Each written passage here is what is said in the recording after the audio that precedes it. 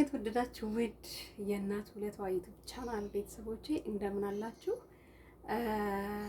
በጥያቄያችሁ መሰረት ለሽበት የሚሆን ስሪልን ባላችሁ መሰረት ዛሬ ያው ላስገነዝባችሁ እንደገና ደግሞ ፀጉራችሁን ማደብዘዝ ሽበቱን ማደብዘዝ የምትችሉበትን እንድንሰራ ነው። እንግዲህ ፀጉሬን እንደምታዩት ያው 4 አመት ከኔ ጋር ቆያችሁ አይደል? ስለዚህ በደንብ ልምድ ወስዳችኋል። ለፀጉሬንም ማጠባበቅ በደንብ እያሳየኋችሁ ነው ተስፋ አደርጋለሁ። ፀጉር በመጀመሪያ አይነቱን ማወቅ አለባችሁ። የመጀመሪያው ነው ወይ መካከለኛው ነው ወይ መጨረሻው ፀጉር ነው ወይ ፀጉሬ ብላችሁ በደንብ ማወቅ አለባችሁ። ከዛ የምትጠቀሙትን ነገር እንዴት መጠቀም እንዳለባችሁ ይቀላችኋል ማለት ነው። ሽበት በቀላሉ በትንሹ በሶስት አይነት መንገድ ይመጣል ማለት ነው። የመጀመሪያው ንዴት ነው።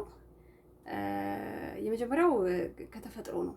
ከተፈጥሮ ከዘር ይመጣል። አንዳንዴ በ20 አመታችንም በ18 አመታችንም ልንሸበት እንችላለን። ሌላው ንዴት ነው። ስንናደድ በጣም ስንጨነቅ ፀጉራችንም ይነቃቀላል። ሌላው ደግሞ ሽበት ቶሎ ይወጣል ማለት ነው። ሶስተኛው የምንጠቀማቸው ለፀጉር የምንጠቀማቸው ትሪትመንቶች ናቸው። እንደ ከክሬም ጀምሮ ከቅባት ጀምሮ ከዛ ደግሞ ከጄል እንዲሁም ከፐርም ከቀለም በዘፈቀደ የምንጠቀማቸው ነገሮች ቶሎ ፀጉራችንን ሽበት እንዲወጣ ያደርጋል ማለት ነው። ፀጉራችንን በተፈጥሮ ቤት ውስጥ ባሉ ነገር ናቹራል በሆኑ ነገሮች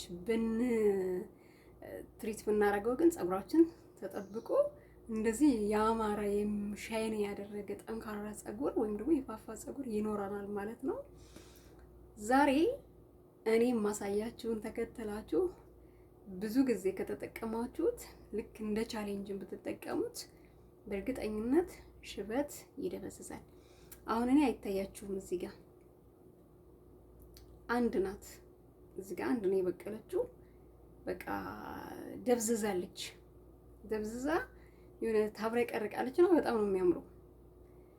ግን ሽበት ወጥቶባችሁም ፀጉራችሁ እየተጠበቀ ከሆነ ሽበቱ ራሱ ያምራል። አንዳንድ ጊዜ ግን ጭብርር ያለ ፀጉር ላይ ሽበት ሲወጣ በጣም ነው የሚያስጠላው።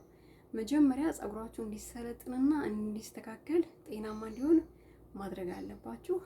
ወሬ አላንዛዛባችሁ። ያው ወሬ አይደለም፣ በእርግጥ ምክር ነው። ምክሩ ከምሰራው የበለጠ ይጠቅማችኋል። ወደ አሰራሩ እንሄዳለን። ሰብስክራይብ እና ላይክ እያደረጋችሁ ቤተሰብ ሁኑ።